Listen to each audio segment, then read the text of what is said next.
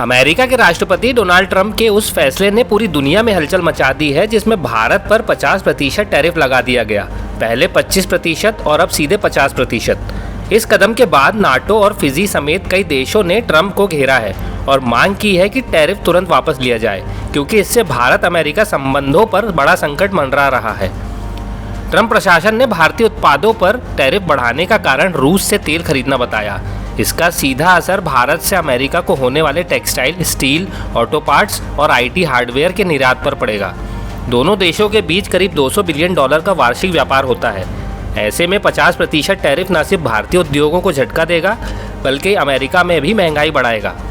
NATO की adviser crystal call ने Trump की आलोचना करते हुए कहा है कि भारत अमेरिका संबंध पिछले 2.5 दशक की मेहनत से बने हैं और यह टैरिफ सीधा इन रिश्तों को नुकसान पहुंचाएगा।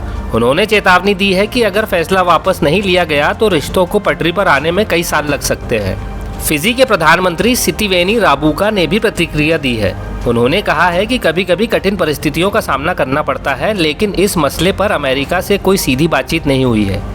उनका मानना है कि ट्रंप का यह कदम वैश्विक संतुलन को भी हिला सकता है। सूत्रों के मुताबिक भारत इस मामले को WTO में ले जा सकता है। भारत पहले भी अमेरिका स्टील और एल्यूमिनियम टैरिफ का विरोध कर चुका है।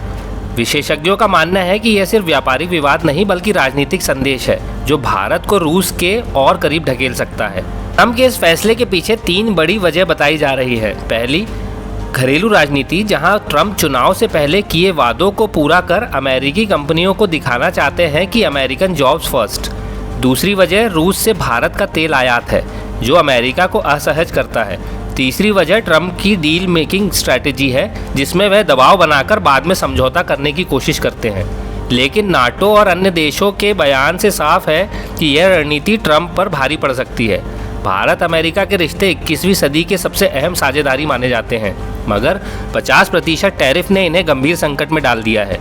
अब सवाल यह है कि क्या ट्रंप झुकेंगे या भारत अमेरिका संबंधों में एक और नया अध्याय संकट का खुल जाएगा।